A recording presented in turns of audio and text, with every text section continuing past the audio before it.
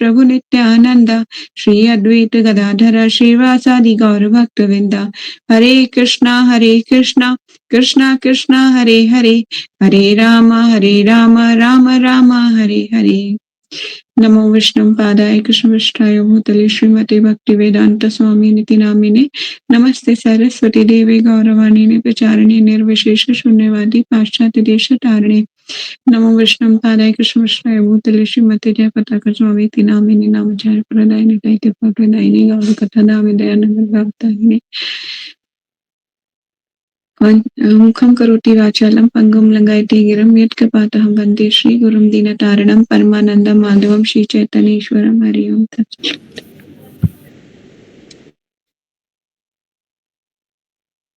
Hare Krishna, thank you so much. Hare Krishna. तो आज एक कोई नया जना है हमारे बीच, Dipali. Dipali, I'm not recognize you. Can you please on your video? Yes, Mataji. Hare Krishna. Hare Krishna. Yes okay. आप पहले कुछ क्लासेस में आई भी है ना? Hare Krishna. Hare Krishna. Okay, thanks for joining. और रिम्पी माता जी भी हमारे बीच। हरे कृष्णा रिम्पी माता जी, कैसे हैं आप? आवाज नहीं आ रही है। हरे कृष्णा माता जी। हरे कृष्णा। ठीक है, आप कैसे हैं? बढ़िया। आप सुनाओ सारे कैसे हो? मर्सी कृपा भगवान की। ठीक है, चलिए स्टार्ट करते हैं। भगवत गीता है ना, अपनी अपनी भगवत गीता निकाल लीजिए। तो भगवत गीता में चैप्टर नंबर 6, आज हम श्लोकास नंबर 31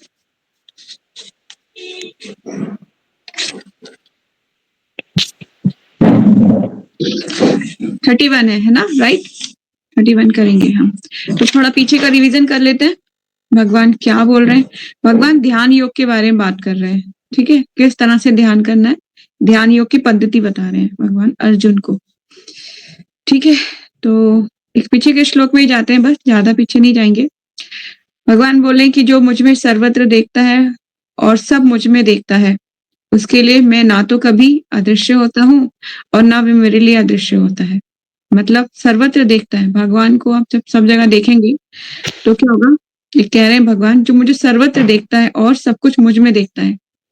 सब कुछ भगवान में ही स्थित है और सर्वत्र भगवान भी स्थित है, उसके लिए मैं कभी भी अदृश्य नहीं होता। ये बात सच है कि अगर हम ऐसा फीलिंग करेंगे कि भगवान सब जगह है, तो भगवान आपसे दूरी कहाँ है? सब जगह तो भगवान है, फिर दूर कहाँ है आपसे? जैसे हम रोते हैं, मैं बहुत अकेली हूँ, मैं बहुत अलोन हूँ, है ना? No one stay with me, no one with me, कोई मेरे साथ नहीं है, मेरे साथ कोई नहीं रहता। तो नहीं, अगर आप ऐसे सोचेंगे तो आपको लगेगा कि हाँ ये सच है। पर लेकिन जब भगवान के बारे में सोचेंगे कि हाँ भगवान तो सर्वत्र है, तो अकेले भी नहीं है हम, है ना? एवरी क्षण भगवान आपके साथ। और सबसे करीबी कहाँ पर है भगवान? ये बता सकता है? सबसे नजदीक कहाँ पर है? इन हार्ट में। यस, हृदय में। ठीक है, तो उसके लिए तो सबसे नजदीक है भगवान। तो भगवान कभी भी जीवात्मा को कहाँ तक नहीं छोड़ते। मैंने मतलब यहाँ तक कि यातना शरीर के साथ साथ जाते हैं वहां तक भी, और उसके बाद न्यू बर्थ मिलता है वहां तक भी हमेशा साथ रहते हैं। ईच एंड एवरी सेकेंड हमेशा साथ रहते हैं भगवान। तो भगवान तो बहुत ही मतलब कह लीजिए कि बहुत दयालु है हमारे पर, है ना? हमें कभी नहीं छोड़ते, पर हम उन्हें आसानी से भूल जाते हैं, छोड़ देते हैं। चलिए, तो सर्वत्र, जो मुझ में सर्वत्र देखता है और सब कुछ मुझ में देखता है, उसके लिए मैं ना तो कभी अदृश्य होता हूँ, ना ही मेरे लिए अदृश्य होता है। अब आ जाते हैं श्लोकास नंबर 31। क्या कह रहे हैं भगवान? शिला गुरुदेव की जय, शिला प्रभुपाद की जय। माता जी कौन सा चैप्टर है? चैप्टर नंबर 6, ध्यान योग, श्लोकास नंबर 31। तो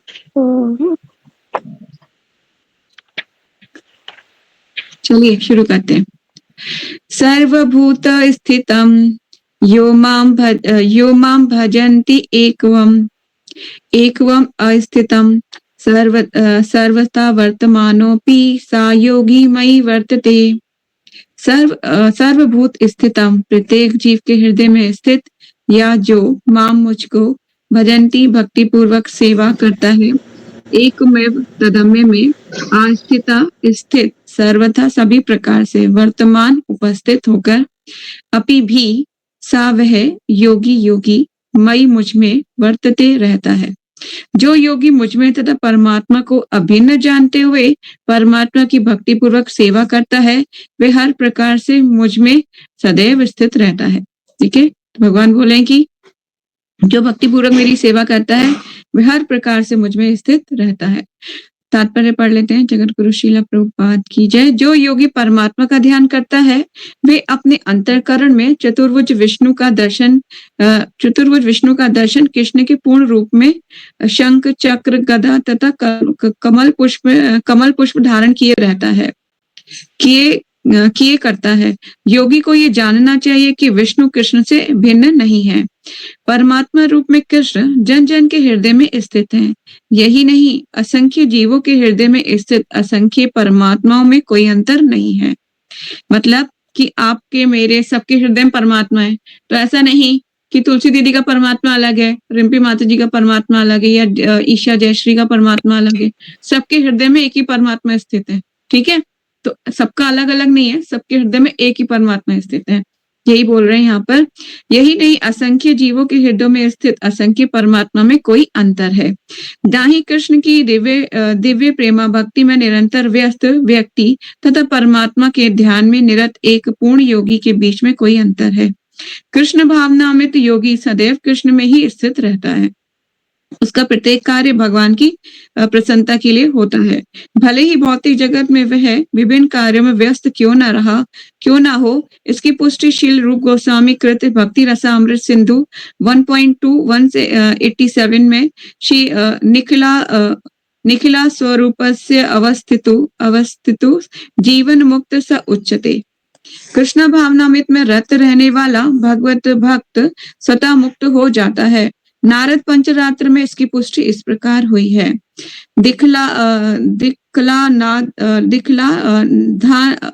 धाना विचयत्रे कृष्ण चितो विधाय च तन्मयो भवति विक्षम जीवो ब्राह्मणी योजजेत। देश काल से अतीत तथा सर्वव्यापी श्री कृष्ण के दिव्य स्वरूप का ध्यान एकाग्र करने से मनुष्य कृष्ण के चिंतन में तदम्य हो जाता है और उनके दिव्य सानिध्य की सुखी अवस्था को प्राप्त होता है। योग्य अभ्यास में समाधि की सर्वोच्च अवस्था कृष्ण भावना अमृत है। केवल इस ज्ञान से कि कृष्ण प्रत्येक जन के हृदय में परमात्मा रूप में स्थित है, योगी निर्दोष हो जाता है। और वेदों में गोपाल तापनी उपनिषद 1.21 में भगवान की इस अचिंत्य शक्ति की पुष्टि इस प्रकार होती है। एकोस्पि बहुवधा यो भवति। यद्यपि भगवान एक हैं, किंतु वह जितने सारे हृदय में है उसमें जितने सारे हृदय हैं उन सब में उपस्थित रहता है। इसी प्रकार स्मृति शास्त्र का कथन है, एक एव परो विष्णु सर्वव्यापी न संशयम ईश्वराद सर्वमेकम च स सूर्यवत बहुविधेते। विष्णु एक हैं फिर भी वे सर्वव्यापी हैं। ये आप हाईलाइट कर सकते हैं। विष्णु एक हैं फिर भी वे सर्वव्यापी हैं। एक रूप होते हुए भी वे अपनी अचिंत्य शक्ति में सर्वत्र उपस्थित रहते हैं। जिस प्रकार सूर्य एक ही समय अनेक स्थानों में दिखता है। ठीक है, सूर्य तो एक ही है पर अनेक स्थानों में भी दिखता है। बॉम्बे में भी दिख रहा होगा, है ना, दिल्ली में भी दिख रहा है, पंजाब हरियाणा गुजरात सब जगह दिख रहा है, पर सूर्य तो एक ही है। ठीक है, लेकिन इसी तरह से भगवान सबके हृदय में निवास करते हैं, वो एक ही है, वो अलग नहीं कि सबका अलग, सबके अलग अलग भगवान नहीं होते, सबका एक ही भगवान है। सबके हृदय में भगवान विष्णु निवास करते हैं, शिरोदक्षाय विष्णु। ठीक है, नेक्स्ट श्लोक है, जयश्री पढ़ो। आत्मोऽप्येन सर्वत्र समं पश्यति यो अर्जुन सुखम वा यदि वा दुखम स योगी परमतः।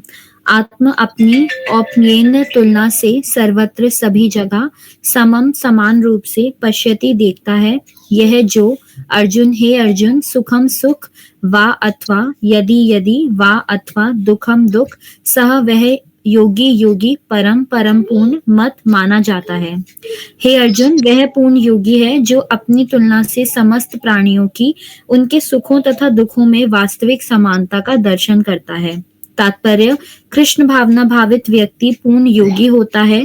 वह अपने व्यक्तिगत अनुभव से प्रत्येक प्राणी के सुख तथा दुख से अवगत होता है। जीव के दुख का कारण ईश्वर से अपने संबंध का विस्मरण होना है।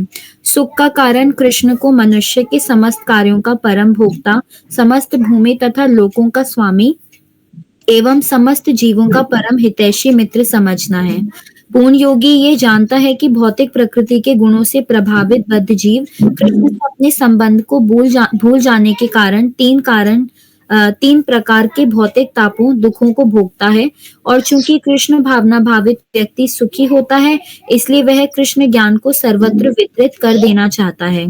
चूंकि पूर्ण योगी कृष्ण भावना भावित बनने के महत्व को घोषित करता चलता है, अतः वह विश्व का सर्वश्रेष्ठ उपकारी एवं भगवान का प्रियतम सेवक है।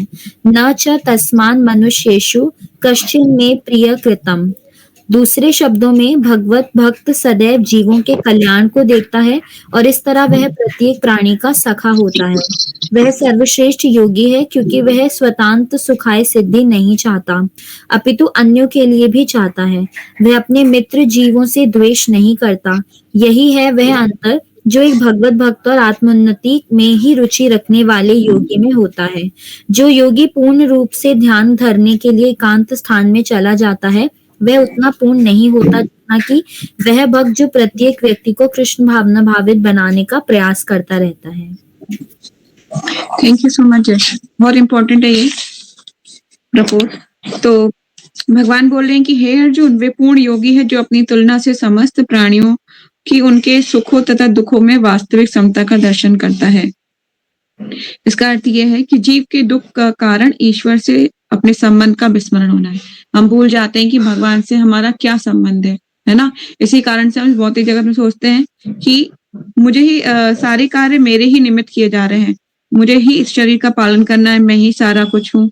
भगवान के साथ तो वो कोई लेना देना नहीं होता, वो कुछ नहीं समझता इस बारे में कि भगवान से मेरा क्या है, मतलब क्या रिश्ता है। लेकिन आप ये सोचिए, ईच एंड एवरी सोल का भगवान से कुछ पर्सनल कनेक्शन है। इसलिए भगवत गीता स्टार्ट करने से पहले मैंने स्पष्ट कर दिया था कि आप भगवत गीता पढ़ रहे हैं तो पहले एक संबंध भगवान के साथ बनाइए। जब आप ऐसा बनाएंगे तो आपको ऐसा लगेगा कि ये भगवत गीता भगवान अर्जुन को नहीं, मुझे सुना रहे हैं। ठीक वैसे ही कि एक सास अपनी बहू को कुछ कहना चाहती है तो वो इनडायरेक्टली कहती है ना, अपनी बेटी से, अरे आज तूने सब्जी में ज्यादा नमक डाल दिया, इतने मसाले डाल के बनाती है।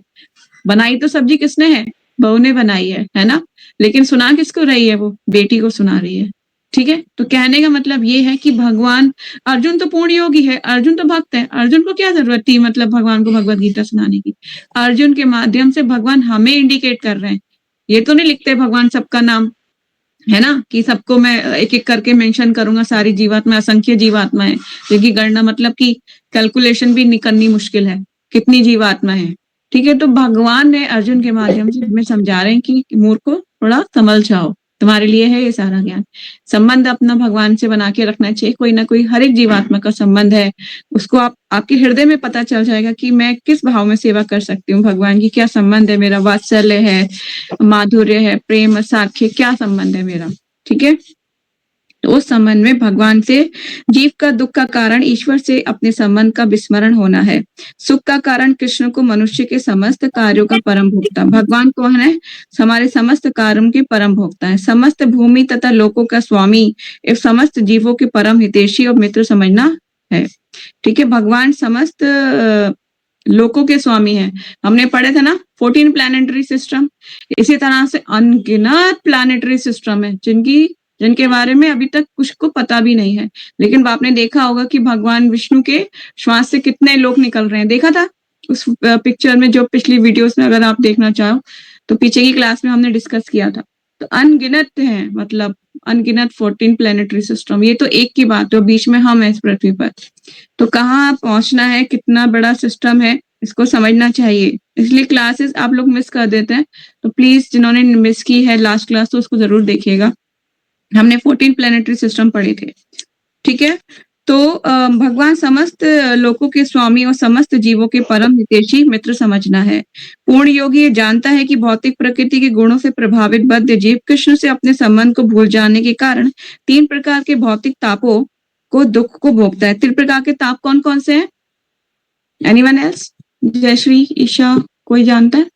3 ताप? मृत्यु, जरा, व्याधि। नो।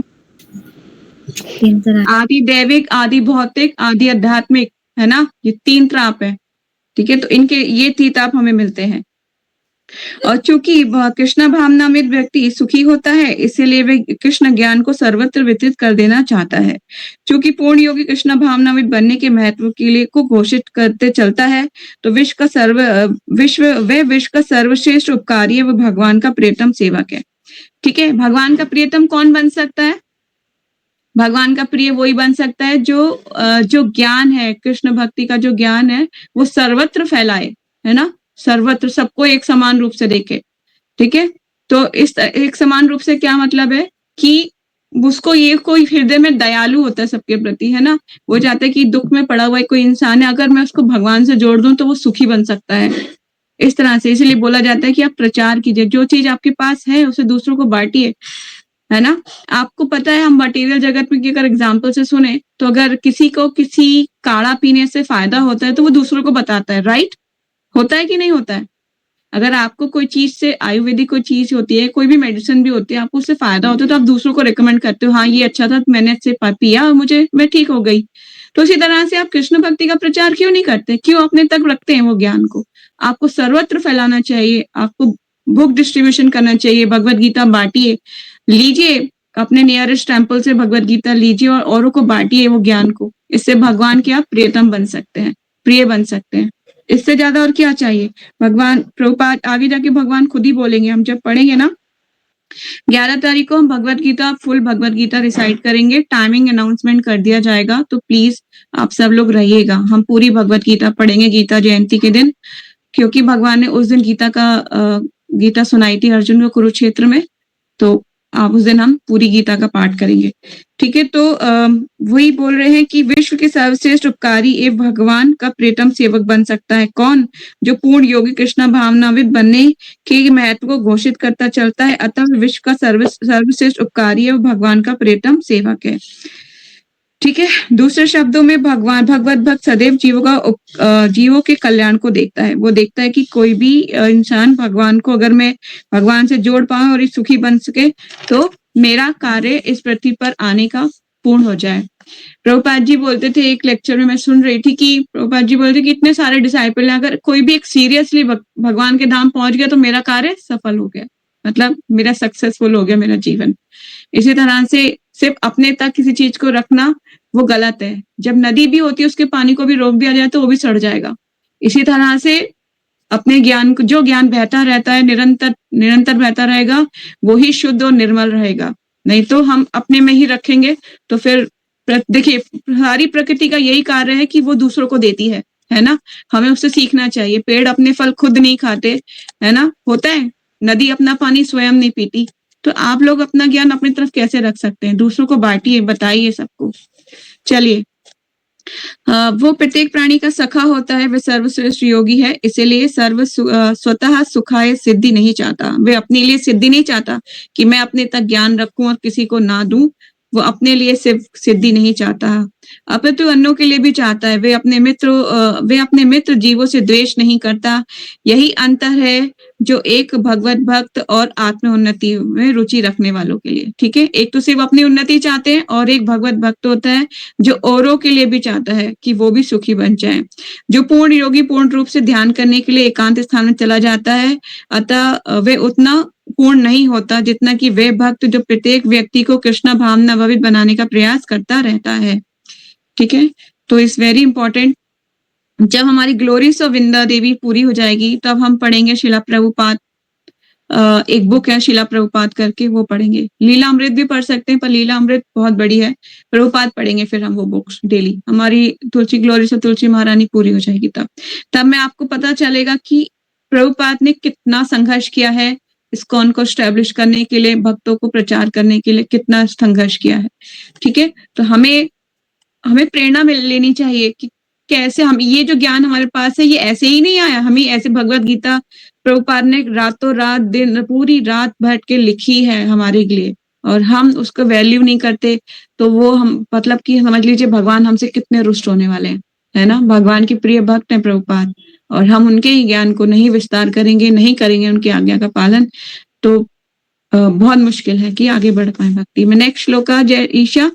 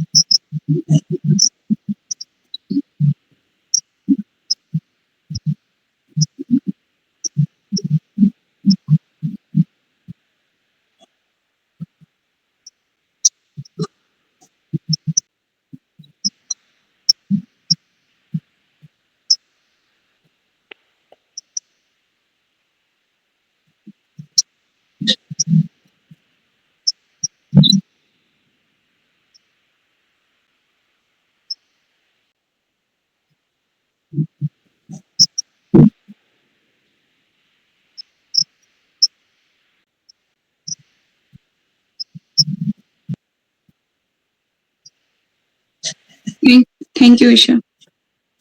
अर्जुन ना कुछ क्वेश्चन पूछ रहे हैं भगवान से।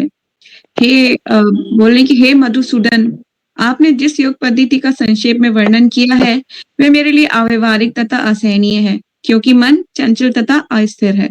मन चंचल तो है, सही बात है, और अस्थिर भी है, एक जगह नहीं रुकता। आप देखिए ना, चैंटिंग करते करते कहाँ से कहाँ पहुंचते हैं हम। ठीक है, तो कहने का मतलब ये, अब अर्जुन जो प्रणाली भगवान ने बताई है ध्यान योग की, वो कह रहे हैं ये व्यवहारिक नहीं है मेरे लिए, असहनीय है भगवान। नेक्स्ट श्लोक पढ़ेंगे, तुलसी दीदी पढ़ेंगे हम नेक्स्ट श्लोक। चंचला ही मना कृष्ण प्रमादि बलवता दृढ़म। हरे कृष्ण। चंचलम ही मन कृष्ण परमाति बलवत दृढ़म तस्य अहम निग्रह मन्ये वायो इव सुदुष्करम। चंचलम चंचल ही निश्चय ही मन कृष्ण हे कृष्ण परमाति विचलित करने वाला, शुद्ध करने वाला, बलवत बलवान, दृढ़म दुराग्रही हठीला, तस्य उसका, अहम मैं, निग्रहम वश में करना, मन्ने सोचता हूँ, वायु की इव तरह, सुदुष्करम कठिन। हे कृष्ण, चूंकि मन चंचल अस्थिर, उच्चृंख, हठीला अतः अत्यंत बलवान है। अतः मुझे इसे वश में करना वायु को वश में करने से भी अधिक कठिन लगता है। तात्पर्य, मन इतना बलवान तथा दुराग्रही है कि कभी कभी ये बुद्धि का उल्लंघन कर देता है। यदि उसे बुद्धि के अधीन माना जाता है, इस व्यवहार जगत में जहाँ मनुष्य को अनेक विरोधी तत्वों से संघर्ष करना होता है, उसके लिए मन को वश में कर पाना अत्यंत कठिन हो जाता है। कृत्रिम रूप में मनुष्य अपने मित्र तथा शत्रु दोनों के प्रति मानसिक संतुलन स्थापित कर सकता है, किंतु अंतिम रूप में कोई भी संसारी पुरुष ऐसा नहीं कर पाता, क्योंकि ऐसा कर पाना वेगवान वायु को वश में करने से भी कठिन है। वैदिक साहित्य कठोपनिषद 1.3.3-4 में कहा गया है, आत्मानं रथिनं विधि शरीरं रथमेव च बुद्धि तु सारथि विधि मन प्रगममेव च इंद्रियाणि हायानुष विरिष्येण सतेषु गोचरान् आत्म इंद्रिय मन युक्तम भोक्ते त्राहु मनिहर्षिणीशीनम। प्रत्येक व्यक्ति इस भौतिक शरीर रूपी रथ का पद आरूढ़ है और बुद्धि इसका सारथी है, मन लगाम है, इंद्रियां घोड़े हैं।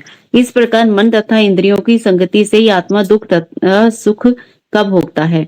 ऐसे बड़े बड़े चिंतकों का कहना है, यद्यपि बुद्धि को मन का नियंत्रण करना चाहिए, किंतु मन इतना प्रबल तथा हठी है कि इसे अपनी बुद्धि से भी जीत पाना कठिन हो जाता है।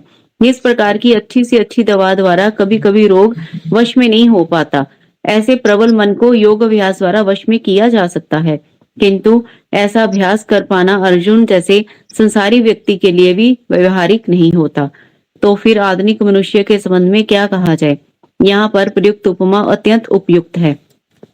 झंझावात को रोक पाना कठिन होता है और उच्छृंख मन को रोक पाना तो और भी कठिन है। मन को वश में रखने का सरलतम उपाय जिसे भगवान चैतन्य ने सुझाया है, ये है कि समस्त दैन्यता के साथ मोक्ष के लिए हरे कृष्ण महामंत्र का कीर्तन किया जाए। विधि ये है, सवे मना कृष्ण पदार विंध्यो। मनुष्य को चाहिए कि वे अपने मन को पूरे अंत कृष्ण में लगाए, तभी मन को विचलित करने के लिए अन्य व्यवस्थाएं शेष नहीं रह जाएगी। हरे कृष्ण। थैंक यू दीदी। तो अर्जुन बोल रहे हैं कि हे कृष्ण, जो मन है वो चंचल, अस्थिर, उच्छृंखल, हठीला तथा अत्यंत बलवान है। अतः मुझे इसे वश में करना वायु को वश में करने से भी अधिक कठिन लगता है। अर्जुन बोल रहे हैं कि तो बहुत ही भगवान, ये मेरे लिए व्यवहारिक नहीं है, ये तो इतना अस्थिर है, चंचल है। मैं वायु को तो वश में कर सकता हूँ, पर मन को वश में नहीं कर सकता। प्रभुपाद जी तात्पर्य में बता रहे हैं कि प्रत्येक व्यक्ति इस भौतिक शरीर रूपी रथ पर आरूढ़ है। जो हमारा शरीर है क्या है? रथ के समान है। प्रत्येक व्यक्ति इस भौतिक शरीर रूपी रथ पर आरूढ़ है और बुद्धि इसका सारथी है। ध्यान से सुनिएगा, ठीक है? और ये पिक्चर भी मैं आपको दिखाती हूँ। प्रत्येक व्यक्ति इस भौतिक रूपी शरीर पर आरूढ़ है और बुद्धि इसका सारथी है। मन लगाम है तथा इंद्रियां घोड़े हैं। इस प्रकार मन तथा इंद्रियों की संगति से आत्मा सुख या दुख का भोगता है। ठीक है, अब देखिए कैसे भोगता है। आपको पिक्चर है ना, इसमें सबके पास होगी भगवत गीता। स्टार्टिंग में कुछ पिक्चर्स हैं, निकालिए जरा सब पिक्चर्स के थ्रू, जल्दी समझ में आएगा। निकल गया?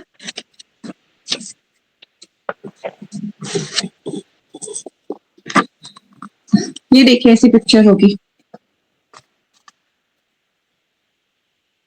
है? मिल गई सबको? चलिए, तो इस पिक्चर को ध्यान से देखिए। मैं जो जो पढ़ रही हूँ आपको वो चीजों को ध्यान पूर्वक देखना है। प्रत्येक व्यक्ति इस शरीर रूपी रथ पर आरूढ़ है। जो आपको रथ दिख रहा होगा, रथ दिख रहा है, वो शरीर है आपका। बुद्धि इसका सारथी है। जो बुद्धि ग्रीन कलर की, मेरे में ग्रीन कलर है, आप में पता नहीं कौन सा कलर है, पर बुद्धि जो ग्रीन कलर, नीला सॉरी ब्लू कलर है, बुद्धि इसका सारथी है। मन लगाम, जो आपको लगाम जो दिख रही है वो मन है हमारा, और उसके और मन लगाम है। और इंद्रियां क्या है? घोड़े। आपको दिख रहा है, ये सेंसेस है हमारी सारी, ठीक है? इसमें अलग अलग मुंह बना हुआ है, जीभ बनी हुई है, आंखें बनी हुई है, नाक बनी हुई है, अलग अलग कान है इसमें, से सारी हमारी सेंसेस है। तो हमारी सेंसेस है ये सारी। इसी प्रकार मन तथा इंद्रियों की संगति से आत्मा सुख तथा दुख का भोगता है। जब हमारी सेंसेस को हम सर्वत्र विचरने के लिए छोड़ देते हैं, हम कि कुछ भी खाओ, कुछ भी पियो, कहीं पे घूमो, कुछ भी सुनो, तो फिर क्या होता है? हम कहाँ पहुंचेंगे? नरक में वेट कर रहा है यमदूत हमारा ले जाने के लिए। आ जाओ, खुला है दरबार। लेकिन ये सेंसेस की लगाम जब बुद्धि खींच लेती है तो क्या होता है, वो राइट डायरेक्शन में ले जाएगी। उसको ट्रेन करना पड़ेगा, जैसे मैंने बहुत के लेक्चर्स में भी बताया था कि हमें एक ट्रेन करने के लिए क्या होता है, पालतू जानवर को कैसे ट्रेन किया जाता है, उसको छोटा सा कोई पीस दिखाया जाता है मांस का। सर्कस देखा है सबने, किस किसने देखा है सर्कस, सबने देखा होगा, है ना। कैसे ट्रेन किया जाता है, उसको भूखा रखा जाता है 4 दिन और फिर उसके सामने थोड़ा थोड़ा मांस का टुकड़ा दिखाया जाता है हर दिन और फिर उसको बोला जाता है रिंग से कूदो। इसी तरह से हमें भी और ऐसी प्रैक्टिस करनी है। करते करते उसको क्या होता है, वो जानवर उसको पता चल जाता है कि मैं कूदूंगा तो मुझे खाने को मिलेगा। इसी तरह से हमारे को मन को डेली ट्रेन करना है कि हमें प्रैक्टिस करनी है कृष्णा, हमें भगवान के पास जाना है, भगवान को प्लीज करना है। तो उसके लिए आप जब ऐसे ट्रेन करेंगे आपका मन स्वतः ही कार्य करना शुरू कर देगा उस डायरेक्शन में। और जब भी आप भटकोगे ना अपने गोल से तो मन कहेगा नहीं नहीं नहीं, अभी पढ़ाई का टाइम है, अभी रील्स देखने का टाइम नहीं है, अभी पढ़ाई करना, भगवत गीता पढ़नी है। तो इसी तरह से आपको उस जगह से खींच पाएगा मन। जैसे कि मंदिर जाना है या मॉल जाऊं, है ना, प्रसाद खाऊं या चाट पकौड़ी जाके मार्केट के झूठे खाऊं, वो खाऊं, क्या करूं, आपको दोनों में चूज करने के लिए ऑप्शन मिलेगा। फ्रीडम है ना, भगवान ने दी हुई है, फ्रीडम दी हुई है हमें चूज करने की। तो ये चीज आपको ये इस तरह से आएगी, जब भक्तों का संग में रहेंगे तो बहुत स्ट्रांगली पालन कर पाएंगे। अदरवाइज अकेले बहुत मुश्किल है, अकेले कृष्णा कॉन्शियसनेस की प्रैक्टिस कर पाना बहुत मुश्किल है। कोई लोग को लगता है कि मैं अकेले कर लूंगी, पर ये पॉसिबिलिटी नहीं है। धीरे धीरे भक्ति यांत्रिक होते होते होते होते बोर होते होते आप छोड़ दोगे एक दिन। तो इसी तरह से भक्तों का संग रहना बहुत जरूरी है। ठीक है, तो मन को हमें मन लगाम तथा इंद्रियां घोड़े, इस प्रकार मन तथा इंद्रियों की संगति से आत्मा सुख तथा दुख का भोगता है। ठीक है, ऐसे बड़े बड़े चिंतकों का कहना है यद्यपि बुद्धि को मन द्वारा मन का नियंत्रण करना चाहिए, किंतु मन इतना प्रबल तथा हठी है कि वे अपनी बुद्धि से भी जीत पाना कठिन हो जाता है। जिस प्रकार अच्छी से अच्छी दवा द्वारा कभी कभी रोग वश में नहीं हो पाता, कितनी भी अच्छी दवा दे दो कभी कभी ऐसी रोग हो जाता है कि वो सही नहीं होने वाला, सही नहीं हो पाता। ऐसे प्रबल मन को योगाभ्यास द्वारा वश में किया जा सकता है, किंतु ये अभ्यास कर पाना अर्जुन जैसे संसारी व्यक्ति के लिए भी कभी व्यवहारिक नहीं होता। तो फिर आधुनिक मनुष्य के संबंध में क्या कहा जाए, क्योंकि ये पॉसिबल ही नहीं है कि ध्यान एकाग्र स्थान में जाके ध्यान कीजिए, मृगशाला बिछा दीजिए और उसमें तपस्या कीजिए। पॉसिबल है? आप छत पे भी बैठ जाओगे ना, वहां पे भी कौवा काई काई करेगा, आपको डिस्टर्ब करेगा। मतलब ये तो पॉसिबल ही नहीं है। और जहां तक रही कि हिमालयास में जाके वहां पे शरीर इतनी ठंड होगी कि आपको ठंड के मारे ही मर जाओगे। क्या तो जाता है कि बहुत से लोग वहां पे तपस्या कर रहे होते हैं, कुछ आत्माएं, लेकिन वो सिद्ध हो चुकी होती हैं, कई वर्षों से तपस्या कर रही होती हैं, और कुछ लोग तपस्या करते करते ही चले जाते हैं। और जब मैं गई थी बद्रीनाथ, तब मुझे थोड़ा बहुत कुछ लोगों ने बताया था कि आगे से यहाँ से ऊपर जाएंगे थोड़ा सा और ऊपर, तो वहां पे कुछ ऐसी आपको साउंड सुनाई देगी, ओम की ध्वनि सुनाई देगी। वहां पे तपस्या करते हैं सिद्ध मुनि, जो अब इतने सिद्ध हो चुके हैं कि वो अपनी हमारे को विजिबिलिटीज नहीं, विजिबल नहीं होते, लेकिन ओम की ध्वनि सुनाई पड़ती है। तो कहने मतलब है कि ये व्यवहारिक नहीं है, पर वो अलग ही जगत है ना। वो वहां तक पहुंच पाना हमारे लिए संसार में रह के, हम तो मटीरियली इंगेज, हमें डेली खाने के लिए चाहिए। वो लोग तो भूखे रह के तपस्या कर रहे हैं, हम लोग भूखे रह लेंगे? एक दिन एकादशी निर्जला हो जाए, वहीं पे अगले दिन उठाने के लिए मम्मी चाहिए होती है ना। तो फिर दूसरे दिन तो मत कहने की बात ही नहीं है, लेकिन हमारे लिए व्यवहारिक ही नहीं है। ठीक है, तो भगवान बोल रहे हैं आगे, भगवान अभी श्री भगवान वाचा पढ़ेंगे, लेकिन इस श्लोक में जो आपको हाईलाइट करना है वो मैं बता देती हूँ। फिर भी आधुनिक युग में क्या कहा जाए, प्रयुक्त यहाँ पर उत्तम उपमा, अत्यंत उपयुक्त झंझावात को रोक पाना कठिन होता है, और उच्छृंखल मन को रोक पाना तो और भी कठिन है। मन को वश में रखने का सरलतम उपाय है जिसे भगवान चैतन्य ने सुझाया। ये पैराग्राफ मार्क कर लीजिए, हाईलाइट कर लीजिए। क्या है चैतन्य महाप्रभु ने क्या सुझाया है? ये है समस्त दैन्यता के साथ मोक्ष के लिए हरे कृष्णा महामंत्र का कीर्तन किया जाए। तो प्लीज कीप चैंटिंग। आप भगवान के नाम का तुलसी महारानी के पास बैठ के एकाग्र भाव से चैंटिंग कीजिए। विधि यह है कि सावना कृष्णा पादार विंध्यो, अपने मन को भगवान के चरणों पर स्थित कीजिए। मनुष्य को चाहिए कि वे अपने मन को पूर्णतः कृष्ण में लगाए, तभी मन को विचलित करने के लिए अन्य व्यवस्थाएं शेष नहीं रह जाएंगी। ठीक है, अपने मन को वश में, आपका मन धीरे धीरे धीरे धीरे वश में होगा। एकदम से नहीं होता, पर प्रैक्टिस से होता है। ठीक है, आगे भगवान बोलेंगे कि अभ्यास के द्वारा कर सकते हैं। चलिए, श्री भगवान उवाच असंशयं महाबाहो मनो दुर्नाग्रह चलम अभ्यासेनु कौन्तेय वैरागेण च गृह्यते। श्री भगवान उवाचा, भगवान ने कहा, असंशयम निस्संदेह महाभाव है बलिष्ठ भुजाओं वाले, मन को दुरानिग्रह मन को दमन करना कठिन है, चंचलम चलायमान चंचल, अभ्यासेन अभ्यास द्वारा, तू लेकिन कौन्तेय है कुंती पुत्र, वैराग्येण वैराग्य द्वारा, चा भी ग्राहित इस वश में किया जा सकता है। भगवान बोल रहे हैं, ध्यान से सुनिएगा, बहुत इंपॉर्टेंट है ये 2 श्लोक। मेरे मन में हमेशा जब भी मैं भगवत गीता उठाती थी तो मुझे ये 2 हमेशा याद आते थे कि अर्जुन बोलता है कि भगवान वायु को वश में कर सकता हूँ, मन को नहीं कर सकता। फिर भगवान बोलते हैं कि अभ्यास के द्वारा वश में हो सकता है। भगवान ने कहा, भगवान श्री कृष्ण ने कहा, हे महाबाहु कुंती पुत्र, निस्संदेह चंचल मन को वश में करना अत्यंत कठिन है, किंतु उपयुक्त अभ्यास द्वारा, विरक्ति द्वारा ऐसा संभव है। तात्पर्य पढ़ लेते हैं। जगत गुरु श्रीला प्रभुपाद की जय। अर्जुन द्वारा व्यक्त इस हठीले मन को वश में करने की कठिनाई को भगवान स्वीकार करते हैं। भगवान स्वीकार कर रहे हैं कि हाँ, मैं मानता हूं कि मन को वश में करना क्या है, कठिन है। भगवान इसको स्वीकार कर रहे हैं, किंतु साथ ही वे सुझाते हैं। अब भगवान सुझा रहे हैं क्या? भगवान एक तरीके से रेकमेंड कर रहे हैं कि देखो ऐसे कर सकते हैं, किंतु भगवान साथ ही वे सुझाते हैं कि अभ्यास तथा वैराग्य द्वारा ये संभव है। ये अभ्यास क्या है? Question mark.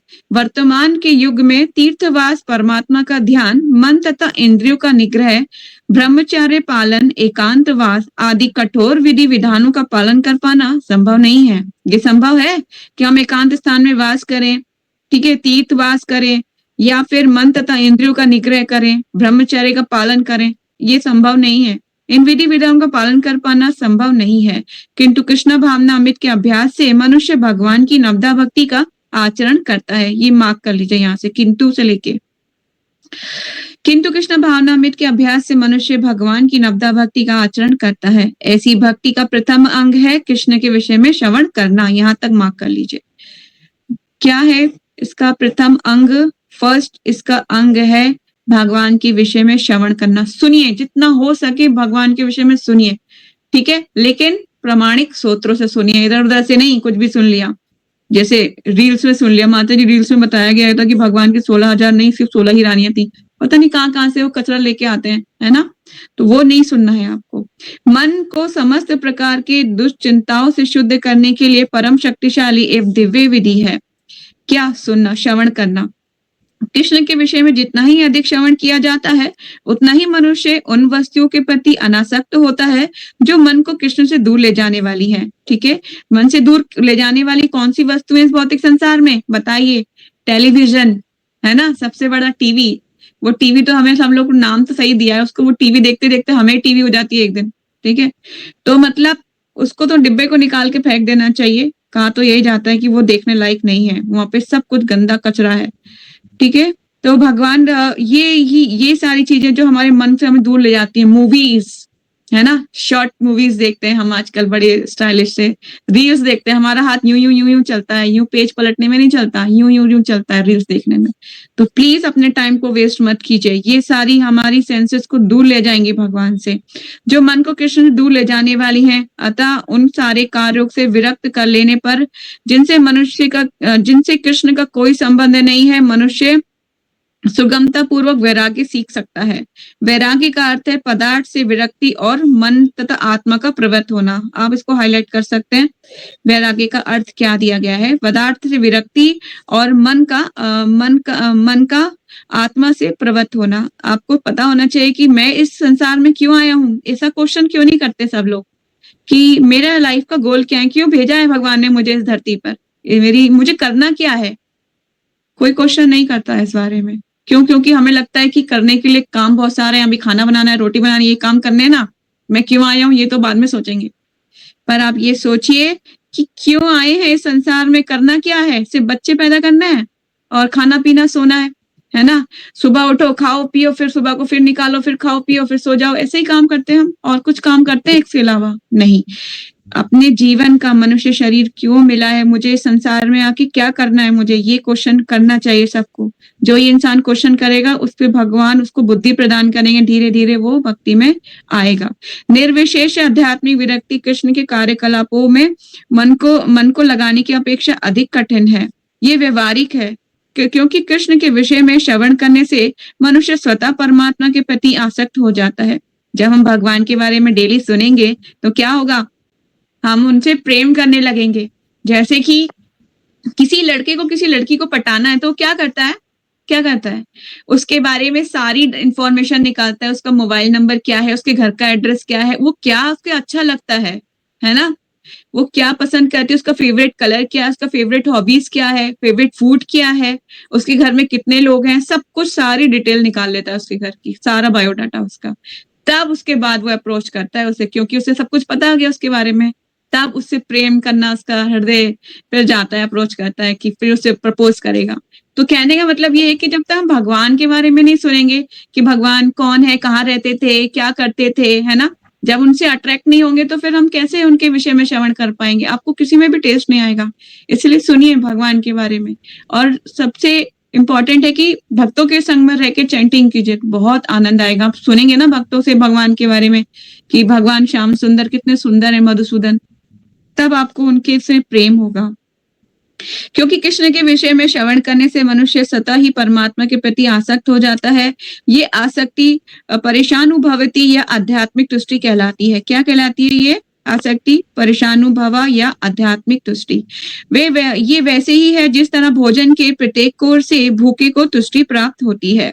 भूख लगने पर मनुष्य जितना अधिक खा जाता है उतनी ही अधिक तुष्टि और शक्ति उसे मिलती जाती है। हम जितना, अगर आपको पता होगा कि जब आप एकादशी के अगले दिन खाते हो तो आपको कितनी आराम मिलता है, पता है ना कि आज तो माता जी मुझे पता है निर्जला एकादशी के बाद हम ठूस के खाते हैं अगले दिन, द्वादशी के दिन, कि अरे ये भी नहीं खाया था, ये भी खा लूं, ये भी नहीं खाया था, ये भी खा लूं। कहने का मतलब ये है कि इसी तरह से आप भगवान के लिए जब तक आप जितना आप उनके बारे में श्रवण करेंगे उतने ही आपको अधिक आध्यात्मिक शक्ति प्राप्त होगी। इसी प्रकार से भक्ति संपन्न करने से दिव्य तुष्टि की अनुभूति होती है। ठीक है, भक्ति संपन्न करने से क्या होगी, आपको दिव्य तृप्ति, दिव्य तुष्टि की अनुभूति होगी। क्योंकि मन भौतिक वस्तुओं से विरक्त हो जाता है और कुछ वैसा ही है जैसे कुशल उपचार या सुपर्ति द्वारा रोग का इलाज। अतः भगवान कृष्ण के कार्यकलापों का श्रवण उन्माद मन को कुशल उपचार है। कृष्ण को अर्पित भोजन ग्रहण करना रोगी के लिए उपयुक्त पाथ्य है। क्या है हमारे लिए? रोग के लिए क्या है? हमें रोग है हमारा कैसे जाएगा? जब हम भगवान को अर्पित प्रसाद को ग्रहण करेंगे। ठीक है, ये उपचार ही कृष्णा भावनामृत की विधि है। हमारा जो ये उपचार है यही कृष्णा भावनामृत की विधि है। ठीक है, तो नेक्स्ट श्लोक का जयश्री संशय आत्मा योग। असंयतात्मना योगो दुष्प्राप इति मे मति वश्यात्मना तु यतता शक्यो अवक्तुम्युम उपायत।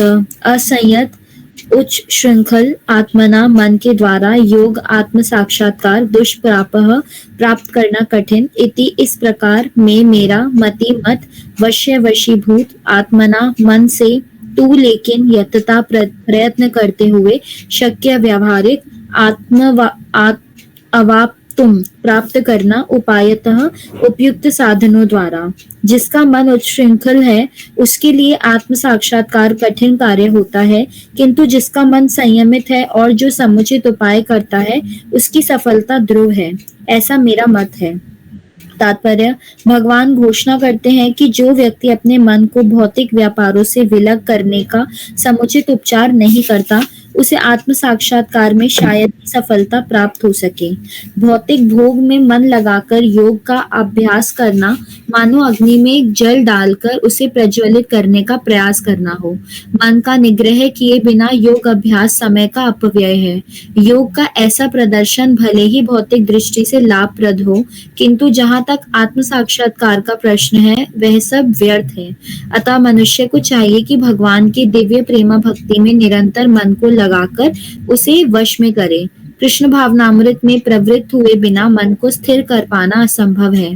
कृष्ण भावना भावित व्यक्ति बिना किसी अतिरिक्त प्रयास के ही योग अभ्यास का फल सरलता से प्राप्त कर लेता है, किंतु योग अभ्यास करने वाले को कृष्ण भावना भावित हुए बिना सफलता नहीं मिल पाती। Thank you. जय श्री।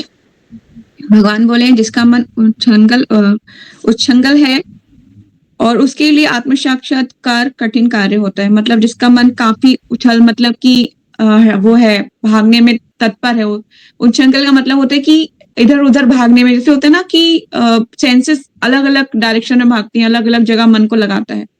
ठीक है, तो उच्छृंखल है तो और उसके लिए आत्म साक्षात्कार कठिन होता है, किंतु जिसका मन संयमित है, भगवान बोले कि वो जो सचमुच उपाय करता है। उपाय भगवान थोड़ा सा इनडायरेक्टली मतलब बोल रहे हैं, जो सचमुच उपाय करता है। कौन सा उपाय करता है? कृष्णा कॉन्शियसनेस की प्रैक्टिस, उसकी सफलता ध्रुव है। ध्रुव का मतलब होता है कि हाँ पक्की है उसकी सफलता, ये ऐसा मेरा मत है। मतलब अगर आप कृष्णा कॉन्शियसनेस की प्रैक्टिस कर रहे हैं तो आपकी सफलता निश्चित है, नहीं तो बहुत मुश्किल है। भगवान घोषणा कर रहे हैं कि जो व्यक्ति अपने मन को भौतिक व्यापारों से विलग करने का समुचित उपाय नहीं करता, मतलब अगर उसने उपाय नहीं करा कुछ भी, तो उसे आत्म साक्षात्कार में शायद ही सफलता प्राप्त हो सके। भौतिक भोग में मन को लगाकर योगाभ्यास कर पाना, मनो अग्नि में जल डालकर उसे प्रज्वलित करने का प्रयास करना हो। देखिए, भक्ति करनी सबको, मतलब भगवान को प्लीज करना है, आपको खुशी चाहिए ना, सबको हैप्पीनेस चाहिए होती है संसार में। हैप्पीनेस एक ही जगह पर है, भगवान की भक्ति में, और कहीं नहीं है। सब जगह ढूंढ लीजिए, अच्छा घर, अच्छे माता पिता, अच्छा हस्बैंड, कुछ भी क्यों ना मिल जाए, पर आपको वो चीज and the end of life दुखी देने वाली है। ठीक है, घर में आप कितनी ही सेवा कर लो, बोलने तो यही वाले हैं कुछ नहीं आता तुमको। ठीक है, तो कहने का मतलब यही, संसार को इतना खुश करने की कोशिश कर लीजिए पर वो खुश कभी नहीं होने वाले। इसीलिए अच्छा है कि हम किसको खुश करें? अपने अल्टीमेट स्वामी को खुश करें, जो हमारे परम भगवान है उनको खुश करें। ठीक है, तो भौतिक भोग में मन को लाकर योगाभ्यास करना मानो अग्नि में जल डालना। ये सच बात है कि हम एक तरफ तो हमने मटीरियल, माता जी कुछ लोगों का क्वेश्चन होता है कि मटीरियली संसार से निकल पाना बहुत मुश्किल है, मेरी कुछ ड्यूटीज है, रिस्पॉन्सिबिलिटीज हैं और मैं भक्ति में जीवन भी चाहती हूँ। हस्बैंड बोलते हैं जो है मूवीज चलो, मुझे वहां भी जाना पड़ता है, क्लब चलो वहां भी जाना पड़ता है, तो मैं कैसे बैलेंस करूं? तो सीधा सीधा उपाय ये है कि आप जब मटीरियली भी, हाँ मतलब भौतिकता को भी पकड़े रखेंगे और सोचेंगे कि मैं स्पिरिचुअलिटी भी इंक्लाइन रहूं, तो ये बहुत मुश्किल है। आपको बैलेंसिंग करना पड़ेगा, आपको चूज करना पड़ेगा कि मुझे करना क्या है। इसके लिए आपको सुटेबल जो है गाइडेंस चाहिए होगी, किसी मेंटोर की गाइड लीजिए, वो आपको बताएंगे। अपने हस्बैंड को बोलो चलो आज हम मंदिर चलते हैं, ऐसे मोल्ड करो चीजों को, है ना, मोल्ड करो। ये नहीं कह रही कि तोड़ दो रिलेशनशिप, मोल्ड कीजिए, उसको मोड़ने की कोशिश कीजिए। तो उस तरह से जब आप उसको मोल्ड करेंगे तो रिलेशन, आपकी आध्यात्मिक उन्नति आपकी भी होगी और आपके पति की भी होगी। लेकिन आप सोचेंगे कि मैं यहाँ पे भी इंक्लाइन रहूं, यहाँ पे भी रहूं, तो नहीं। कोई भी इंसान जब तक भौतिक जगत से हाथ पैर नहीं उठाएगा तो आगे कैसे बढ़ सकता है? पॉसिबल ही नहीं है। आपको आगे बढ़ने के लिए अपना राइट पैर पीछे करना पड़ेगा, फिर लेफ्ट को भी उठाना पड़ेगा, तभी तो आगे बढ़ोगे। या माता जी मेरा उठ नहीं रहा, पीछे का पैर पीछे से उठाना ही पड़ेगा ना आपको। जिस तरह से एक एग्जाम्पल के थ्रू और समझ सकते हैं, एक आदमी था, रोड से जा रहा था और वो साधु था, और एक बंदे ने एक जो होता है लकड़हारा टाइप का था, तो उसने एक पेड़ को हक किया हुआ था, मतलब कस के पकड़ रखा था एक पेड़ को। तो साधु जैसे वहां से निकला तो जिसने व्यक्ति ने पेड़ को पकड़ रखा था उसने बोला मुझे छुड़ाओ इससे, मुझे छुड़ाओ इससे। तो साधु ने बोला मैं एक बात बोलूं, पेड़ ने आपको नहीं पकड़ा हुआ, आपने पेड़ को पकड़ा हुआ है। आप जब उसे छोड़ दोगे तो आप स्वतः ही उससे अलग हो जाओगे। तो वो उसको दिमाग में आया, अरे हाँ मैंने सच में इसको पकड़ा हुआ था। तो जब कहने का मतलब ये है कि जब तक आप भौतिक जगत में से अपना पैर नहीं उठाओगे यहाँ से, तो आप भगवान के घर कैसे पहुंच सकते हो? आपने घर से निकलने के लिए अपना पैर उठाया, अगर वही कदम आप भगवान के पहुंचने के लिए, मंदिर जाने के लिए उठाएंगे तो वो आपका सही डायरेक्शन है। अगर वही कदम आपने क्लब जाने के लिए उठाया तो आप भगवान सोचेंगे इसको ये भी चाहिए, तो दोनों चीजें तो नहीं मिल सकती, इसको ये चीज तो चूज करनी पड़ेगी। इसीलिए आपको डिसाइड खुद करना पड़ेगा, इसमें किसी का इंटरफेयर नहीं है, क्योंकि आप फिर उसको ब्लेम कर सकते हैं फ्यूचर में, आपके कारण ऐसा हो रहा है। नहीं, आपकी पूरी स्वतंत्रता है, भगवान हमेशा स्वतंत्रता देते हैं, फ्रीडम ऑफ चॉइस कीजिए आप कि क्या करना चाहते हो।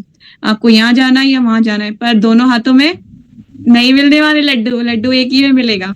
ठीक है, तो भगवान तक पहुंचना है, ये कहाँ तक पहुंचना है, ये डिसाइड आपको करना है। इस संसार में रहना है, जन्म मृत्यु के चक्कर में रहना है, या अपने ultimate goal back to home, back to godhead वापस जाना है, डिसाइड आपको करना है। ठीक है, तो हमने इसमें पढ़ लिया है। लास्ट लाइन को कंटिन्यू कर लेते हैं एक बार कि कृष्णा भावनामृत में प्रवृत्त, आप चाहे हाईलाइट कर सकते हैं इस पैराग्राफ को, इज वेरी इंपॉर्टेंट। कृष्णा भावनामृत में प्रवृत्त हुए बिना मन को स्थिर कर पाना असंभव है। कृष्णा भावना भवित व्यक्ति बिना किसी अतिरिक्त प्रयास के ही योगाभ्यास का फल सरलता से प्राप्त कर लेता है, किंतु योगाभ्यास करने वाले को कृष्ण भावना भवित हुए बिना सफलता नहीं मिल पाती। योगाभ्यास क्या करना है, निरंतर भगवान के नाम का चैंटिंग करना है, हरे कृष्णा कृष्णा कृष्णा हरे हरे, हरे राम राम राम हरे हरे। भक्तों के संग में रहिए, उनके गाइडेंस में रहिए, तो आपको जल्दी मतलब आसान हो जाएगा भक्ति में जीवन को प्रैक्टिस कर पाना, अदरवाइज अकेले कर पाना पॉसिबिलिटीज नहीं है। नेक्स्ट श्लोका ईशा, अर्जुन वाचा।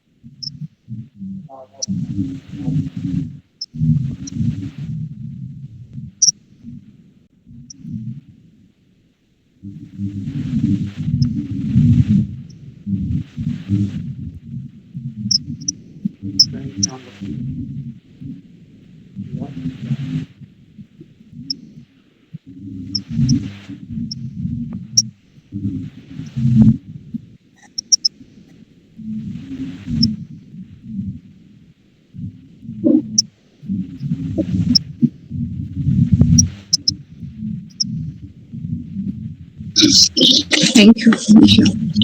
अर्जुन आगे बोल रहे हैं, भगवान हे अर्जुन ने कहा, हे कृष्ण, उस असफल योगी की गति क्या है जो प्रारंभ में श्रद्धा पूर्वक आत्म साक्षात्कार की विधि ग्रहण करता है और बाद में भौतिकता के कारण उसे विचलित हो जाता है और योग सिद्धि प्राप्त नहीं कर पाता। तात्पर्य प्रभुपाद जी समझा रहे हैं, इट्स वेरी इंपॉर्टेंट। आत्म साक्षात्कार का मूल नियम यह है कि जीवात्मा इस भौतिक शरीर नहीं है, अपितु इससे भिन्न है और उसका सुख, शाश्वत जीवन, आनंद तथा ज्ञान में निहित है। ठीक है, है, सबसे पहले ये जान लेना चाहिए कि आप आत्मा है, शरीर नहीं है। ये सबसे इम्पोर्टेंट है, इसको ध्यान में रख पाना बहुत मुश्किल है। अभी मैं किसी का नाम बोलूं तो आप बोलोगे यस, है ना, बोलोगे यस माता जी, पर आप वो हो नहीं, आप कुछ और हो, है ना। हम अपनी आइडेंटिटी इस शरीर से निकालते हैं कि हम जो शरीर हैं, हम शरीर हैं, पर आत्मा का तो कोई रिलेशन ही नहीं है, वो तो भगवान का, है ना, अंश है। इसी तरह से जीवात्मा, हम आत्मा नहीं है, हम शरीर नहीं है, हम आत्मा है। क्योंकि आप बचपन से जब छोटे थे और अभी आपका शरीर चेंज हो रहा है ना बॉडी, इसी तरह से आप नेक्स्ट योनि में जब चले जाएंगे आपका शरीर चेंज होता जाएगा, अलग अलग तरीके की योनियां, 84 लाख योनियों में भटकना पड़ेगा। लेकिन वो जो इस आत्मा है, जो सूक्ष्म शरीर है, वो सब जगह विचरण करेगा, हर जगह पे। तो दिस इज वेरी इंपॉर्टेंट। ये शरीर तथा मन दोनों से परे है। आत्म साक्षात्कार की खोज ज्ञान द्वारा की जाती है। कैसे खोज की जाएगी? ज्ञान के द्वारा। यहाँ पे प्रभुपाद जी बता रहे हैं कि कुछ विधियों के द्वारा हो सकता है कि वो भक्ति के मार्ग से च्युत हो जाए, गिर जाए, पर लेकिन इसमें जो प्रभुपाद जी ने एक लाइन में जो आंसर दिया है वो ये दिया है कि इन तीनों में से इस युग के लिए भक्ति योग विशेष रूप से उपयुक्त है। आप हाईलाइट कर लीजिए, आपके पास पेन या पेंसिल हो तो। इन तीनों में से इस युग के लिए भक्ति योग विशेष रूप से उपयुक्त है, क्योंकि ईश आत्म साक्षात्कार की सर्वश्रेष्ठ प्रत्यक्ष विधि है। भगवान के लिए अगर भक्ति योग का हमें जो है पालन करना पड़ेगा, तो ये विधि के द्वारा हम अत्यंत सरलता से भगवान को प्राप्त कर सकते हैं। और इसमें कुछ एक दो चीज और बोली गई है कि जीवात्मा के लिए कैसे होता है, प्रलोभन कैसे मिलते हैं उसको। तो भले ही कोई आत्म साक्षात्कार को निष्ठापूर्वक स्वीकार क्यों ना कर ले, किंतु ज्ञान के अनुशीलन विधि तथा अष्टांग योग के अभ्यास इस युग के लिए सामान्यतः बहुत कठिन है। अतः निरंतर अभ्यास होने पर मनुष्य अनेक कारणों से हमें असफल हो सकता है। अब क्या क्या कारण हो सकते हैं जिसके कारण मनुष्य असफल हो सकता है? पहला कारण तो ये दे रहे हैं, पहला कारण तो ये कि मनुष्य इस विधि का पालन करने में अपर्याप्त सतर्क ना रहे। मतलब आप सोचें कि चैंटिंग कोई बात नहीं माता जी, कल कर लूंगी, है ना, बहुत जीवन पड़ा है मेरे पास, बहुत समय है, कल कर लूंगी। या फिर माता जी सुबह बहुत ठंड थी, उठा नहीं गया, आज की चैंटिंग मिस हो गई। तो इसी तरह से जब आप भक्ति में ही सतर्क नहीं है तो आपको चाहिए तो बहुत बड़ी चीज, है ना, भगवान की भक्ति कोई आसान है? आपको चाहिए बहुत बड़ी चीज, पर आप उसको पाने के लिए ही जब आप सीरियस नहीं है तो आपको वो मिल सकती है? अनेक जन्मों तक प्रयत्न कर लो, नहीं मिल सकेगी। तो तब तक हम सतर्क नहीं रहेंगे तो भक्ति में जीवन में कभी आगे नहीं बढ़ पाएंगे। ये सबके लिए एप्लीकेबल है। यहाँ पर जितने भी लोग आप लोग सुन रहे हैं और जो ये लाइव में भी जो लोग सुन रहे हैं, सबके लिए है। ये जितनी भी जीवात्मा है, अगर नहीं है किसी भी कार्य को भी क्यों ना करना हो, तब तक उसमें सतर्क नहीं रहेंगे, तब तक नहीं हमें मिल सकेगा वो चीज। आपको अपने 10+2 के भी एग्जाम आपने दिए होंगे, जब तक आप पक्के तरीके से पढ़ने नहीं बैठे होंगे, आपका निकल ही नहीं सकता 10+2 का स्टैंडर्ड भी।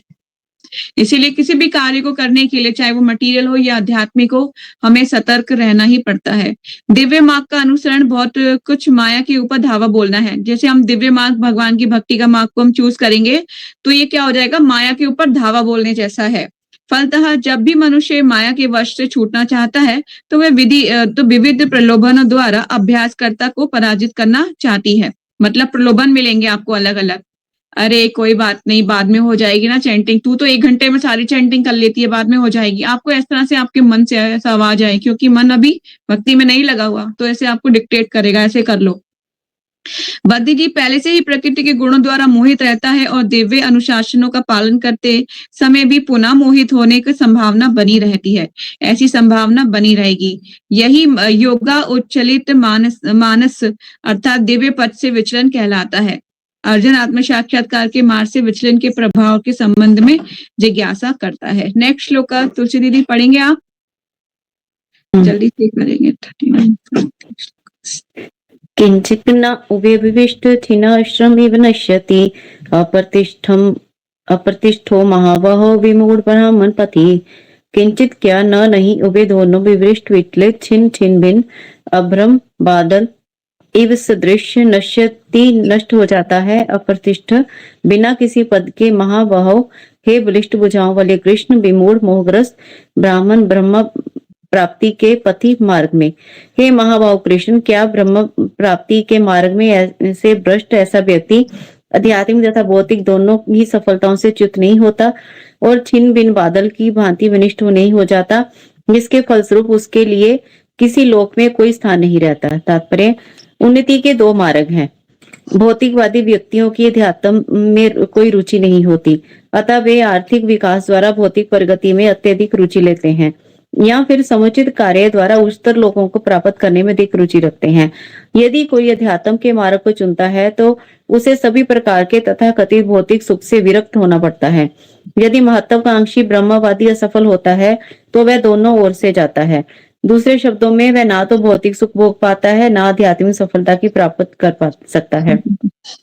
उसका कोई स्थान नहीं रहता, वह छिन्न भिन्न बादल के समान होता है। कभी कभी आकाश में एक बादल छोटे बादल खंड से विलग होकर एक बड़े खंड से जा मिलता है, किंतु यदि वह बड़े खंड से नहीं जुड़ पाता तो वायु उसे बहा ले जाती है और वह विराट आकाश में लुप्त हो जाता है। ब्राह्मण प्रति ब्रह्म साक्षात्कार का मार्ग है, जो अपने आप को परमेश्वर का अभिन्न अंश जान लेने पर प्राप्त होता है, और ये परमेश्वर ब्रह्मा, परमात्मा तथा भगवान रूप में प्रकट होता है।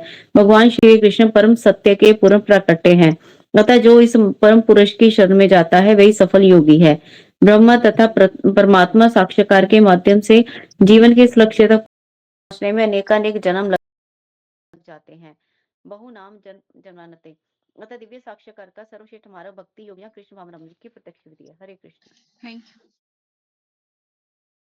अर्जुन बहुत अच्छा क्वेश्चन पूछ रहे हैं भगवान से कि भगवान, हे महाबाहु कृष्ण, क्या ब्रह्म प्राप्ति के मार्ग से भ्रष्ट ऐसा व्यक्ति आध्यात्मिक तथा भौतिक दोनों में ही सफलताओं में च्युत नहीं होता और छिन्न भिन्न बादल की भांति विनष्ट नहीं हो जाता? उसके फलस्वरूप उसके लिए किसी लोक में कोई स्थान नहीं रहता। ये बात सच है। जो भक्ति के मार्ग में नहीं है और थोड़ा सा पालन करा, फिर भटक गया, फिर भौतिकता में आ गया, तो उसके लिए क्या गति होगी? अब आगे जाके और भगवान बोलेंगे। इसे बहुत इंपॉर्टेंट है। अभी तो अर्जुन के क्वेश्चन चल रहे हैं, तो दो तीन चीजें इसमें जो है हमें जो पढ़नी है एक बार ले लेते हैं कि उन्नति के दो मार्ग हैं। भौतिकतावादी व्यक्तियों के लिए अध्यात्म में कोई रुचि नहीं होती। ये सच बात है। जो मटीरियलिस्टिक लोग होते हैं, बहुत से लोग ऐसे होते हैं भगवान की एग्जिस्टेंस को भी स्वीकार नहीं करते कि भगवान कहाँ है। उनको बोलो भगवान, पूछते हैं, हमसे पूछेंगे, बल्कि बहुत लोगों ने मेरे से पूछा भगवान है भी, कहाँ है भगवान, भगवान कहाँ है? इतने सारे लोग मर जाते हैं, भगवान क्या करते हैं? बहुत सारे क्वेश्चन में से कुछ लोगों ने पूछे। लेकिन वो मटीरियलिस्टिक लोग, अतः वे आर्थिक विकास द्वारा भौतिक प्रगति में अत्यधिक रुचि लेते हैं। वो लोग सोचते हैं कि हम आर्थिक विकास करेंगे, बहुत ऊंची ऊंची बिल्डिंग्स बनाएंगे, मॉल्स बनाएंगे और आर्थिक विकास करेंगे, उसमें अधिक रुचि लेते हैं। या फिर वे समुचित कार्य, या फिर वो ऐसे कार्य करते हैं जिससे वो अनेक अनेक लोकों में जा सके। कंबल बंटवा देना, प्याऊ लगवा देना और ओल्ड एज होम बनवा देना, इस तरह से वो ये कार्य करें। या फिर वे समुचित कार्यों द्वारा उच्चतर लोगों को प्राप्त करने में अधिक रुचि रखते हैं। यदि कोई अध्यात्म के मार्ग को चुनता है तो उसे सभी प्रकार के तथाकथित भौतिक सुख से विरक्त होना पड़ता है। मटीरियली जितना सुख आपको जिन चीजों में मिलता है उनसे आपको दूर रहना पड़ेगा। जैसे कि अगर आपको मूवीज देख के खुशी मिलती थी तो आपको मूवीज तो छोड़नी पड़ेगी भक्ति चूज करने के लिए। जो भी चीज आपकी सेंस ग्रेटिफिकेशन में इंक्लाइन हो रही है ना, वो सब छोड़ना पड़ेगा। यद्यपि महत्वाकांक्षी ब्रह्मवादी असफल होता है तभी वे दोनों ओर से जाता है। दूसरे शब्दों में, यह वे ना तो भौतिक सुख भोग पाता है, ना आध्यात्मिक सफलता ही प्राप्त कर सकता है। अतः उसका कोई स्थान नहीं रहता, या वे छिन्न भिन्न बादल की भांति नहीं होता। बहुत अच्छा सा एनालॉजी दे रहे हैं प्रभुपाद जी कि वो छिन्न भिन्न बादल की भांति होता है। छोटा सा टुकड़ा आकाश में वो लुप्त हो जाता है। अगर वो अलग हो जाए एक बड़े से बादल के टुकड़े से तो क्या होता है? वो लुप्त हो जाता है विराट आकाश में। ब्राह्मण प्रति ब्रह्म आत्म साक्षात्कार है का मार्ग है, जो अपने आप को परमेश्वर का अभिन्न अंश जान लेने पर प्राप्त होता है, और यह परमेश्वर ब्रह्म, परमात्मा तथा भगवान के रूप में प्रकट होता है। भगवान श्री कृष्ण परम सत्य के पूर्ण प्राकट्य हैं। आप ये पैराग्राफ मार्क कर लीजिए। भगवान श्री कृष्ण सत्य के पूर्ण प्राकट्य हैं, अतः जो परम पुरुष की शरण में जाता है वही सफल योगी है। ठीक है, एक लाइन सब कुछ एक्सप्लेन कर दी है, इसमें कुछ कहने की जरूरत ही नहीं है कि भगवान श्री कृष्ण परम पूर्ण प्राकट्य हैं। जो परम पुरुष की शरण में जाता है वही सफल योगी है। ब्रह्म तथा आत्म साक्षात्कार के माध्यम से जीवन के इस लक्ष्य में तक पहुंचने में अनेकानेक जन्म लग जाते हैं। हो सकता है कि आपको इस लक्ष्य तक, भगवान तक पहुंचने में अनेकानेक जन्म लग जाए, है ना। इस भक्ति में जीवन कम रहा हो, या आपने बहुत लेट ज्वाइन किया हो, है ना। हम हो सकता है हमें बचपन से ज्वाइन करते तो शायद और भक्ति का अकाउंट ज्यादा हम भक्ति कर पाते, लेकिन अगर हम लेट किए हैं ज्वाइन, हो सकता है आपको दोबारा जन्म लेने के लिए भगवान दोबारा आना पड़े किसी वैष्णव के घर, किसी भक्तों के घर, और दोबारा से भक्ति की प्रैक्टिस करनी पड़े और आगे कंटिन्यू करना पड़े उसको। तो कहने का मतलब है कि अनेकानक जन्म भी लग जाते हैं। जन्म नाम बहुनाम मनते, अतः दिव्य आत्म साक्षात्कार का सर्वश्रेष्ठ मार्ग भक्ति योग है। यह कृष्ण भावनामृत की प्रत्यक्ष विधि है। नेक्स्ट श्लोक में चलते हैं। एतमेव संशयम कृष्ण चेतंतुम अर्हसि अशेषतः त्वम अनन्य संशयस्य अस्य चेता नाही उपद्यते। एतत् ये है मैं मेरा संशयम निस्संदेह के कृष्ण चेतुतम दूर करने के लिए अर्हसि आपसे प्रार्थना है। अशंतता पूर्णता स्वतः आपकी अपेक्षा दूसरा असंशय संदेह का अस्य इस छेता दूर करने वाला ना नहीं ही निश्चय ही उपद्यते पाया जाना संभव है। हे कृष्ण, यही मेरा संदेह है और मैं आपसे इसे पूर्णता दूर करने की प्रार्थना कर रहा हूँ, और आपके अतिरिक्त ऐसा अन्य कोई नहीं है जो इस संदेह को नष्ट कर सके। अर्जुन जानता है पूर्ण पुरुषोत्तम भगवान श्री कृष्ण ही मेरे संदेह को दूर कर सकते हैं ना, क्योंकि वो भक्त है ना, उसको जरूरत नहीं थी, फिर भी वो हमारे लिए ले रहा है। जैसे मैंने पहले बोला, भगवत गीता हमारे लिए है, तो अपना नाम लिख लेना चाहिए, स्टार्टिंग में ही भगवत गीता में लिख लेना चाहिए। फिर आप भगवान आपको सुना रहे हैं, ये लेटर आपके लिए है, ठीक है। तो तात्पर्य पढ़ लेते हैं। जगत गुरु श्रीला प्रभुपाद की जय। कृष्ण भूत वर्तमान तथा भविष्य को जानने वाले हैं। भगवान को सब पता है आप पिछले जन्म में कौन सी योनि में थे, और आप भविष्य अभी कौन से में हैं, और भविष्य में कौन सी योनि में जाएंगे। सब कुछ भगवान ईच एंड एवरी सेकंड आपका जानते हैं, सब कुछ जीवात्मा को इंडिविजुअली जानते हैं भगवान। ये ऐसा नहीं है कि आप मानसी जी क्या भगवान सचमुच मुझे जानते होंगे, भगवान मुझे तो देख नहीं रहे इसलिए मैं तो सब कुछ कर सकती हूँ, मतलब, है ना। नहीं, भगवान आपको ईच एंड एवरी सेकंड आपका वॉच हो रहा है, आपको देखा जा रहा है। भगवत गीता के प्रारंभ में भगवान ने कहा है कि सारे जीव व्यष्टि के रूप में भूतकाल में तथा भूतकाल में विद्यमान थे, इस समय विद्यमान है और भवबंधन से मुक्त होने पर भविष्य में व्यष्टि के रूप में बने रहेंगे। इस प्रकार उन्हें व्यष्टि जीव के जीव के भविष्य विषयक प्रश्नों का स्पष्टीकरण कर दिया है। जब अर्जुन असफल योगियों के भविष्य के विषय में जानना चाहता है, मतलब किसके विषय में जानना चाहता है, जो योगी असफल हो गए हैं, भक्ति से च्युत हो चुके हैं।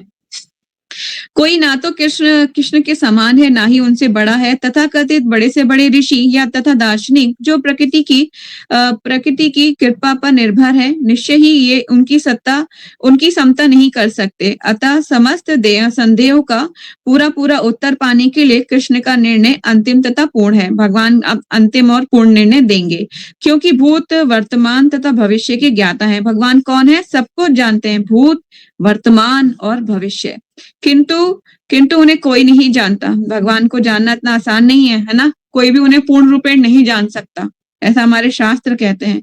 कृष्ण तथा कृष्ण भावना भवित व्यक्ति ही जान सकते हैं, और कौन क्या, मतलब जो भक्ति लोग हैं वो ही जान सकते हैं, ठीक है। चलिए आगे चलते हैं। श्री भगवान वाचा पार्थ नवेह नामोत्रम पार्थ न एव इह न अमूत्र विनाश तस्य विद्यते न हि कल्याण कृतम निष्कृष्टितम दुर्गागतिम तात गच्छति। पार्थ न वेद नामूत्र विनाशस्ते विद्यते न हि कल्याण कृता कृष्चिद दुर्गति तात गच्छति। श्री भगवान ने कहा, पार्थ हे प्रतापुत्र, ना एव ऐसा नहीं है कि यह इस संसार में ना कभी नहीं अमूत्र पहले अगले जन्म में नाश तस्य उसका विद्यते होता है, ना कभी नहीं ही निश्चय ही कल्याणकृत शुभ कार्य में लगा हुआ कश्चित कोई भी दुर्गतिम पतन को तात मेरे मित्र गच्छति जाता है। भगवान ने कहा, हे प्रतापुत्र, कल्याण कार्यों में निरत योगी ना तो इस लोक में और ना ही परलोक में ही विनाश होता है। भगवान बोल रहे हैं कि अगर कोई कल्याणकृत व्यक्ति भी है, उसका विनाश नहीं होता है, ठीक है। कहाँ विनाश नहीं होता, ना तो इस लोक में और ना ही परलोक में उसका विनाश होता है। हे मित्र, भलाई करने वाला कभी बुराई से पराजित नहीं होता। इज वेरी इंपॉर्टेंट, आप इसको इंपॉर्टेंट मार्क कर सकते हैं। जो भलाई करता है वो कभी भी बुराई से पराजित नहीं हो सकता, इसलिए हमेशा बुराई पे अच्छाई की जीत होती है। बचपन में भी सिखाया जाता था ये चीज, है ना, हिंदी में लिखा होता था, पर भगवान बता रहे हैं कि भलाई करने वाला कभी बुराई से नहीं जीत सकता। अब तात्पर्य पढ़ लेते हैं, इसके बाद वाइंड अप करेंगे। जगत गुरु शीला प्रभुपाद की जय। श्रीमद् भागवतम 1.5:17 में श्री नारद मुनि व्यासदेव से इस प्रकार उपदेश देते हैं। कौन दे रहे हैं? नारद मुनि व्यासदेव को उपदेश देते हैं। तिक्त्वा सर्वधर्म चरणाम्बुजं हरेर भजनात् पकोर्थ पतो ततो यदि यत्र का भाद्र भदम मनुष्य की को वार्थ आपतो भजता स्वधर्मतः। यदि कोई समस्त भौतिक आशाओं को त्याग कर भगवान की शरण में जाता है तो इसमें ना तो कोई क्षति होती है ना पतन होता है। अगर हम भगवान की शरण में जाएंगे तो उसमें कोई पतन नहीं होगी, कोई भी क्षति नहीं है, कोई पतन नहीं है। दूसरी ओर अभक्त जन, मतलब जो भक्त नहीं है, अभक्त जन अपने अपने व्यवसायों में लगे रह सकते हैं, फिर भी वे कुछ प्राप्त नहीं कर पाते। भौतिक लाभ के लिए अनेक शास्त्रीय तथा लौकिक कार्य हैं। जीवन में आध्यात्मिक उन्नति अर्थात कृष्ण भावनामृत के लिए योगी को समस्त भौतिक कार्यकलापों का परित्याग करना होता है।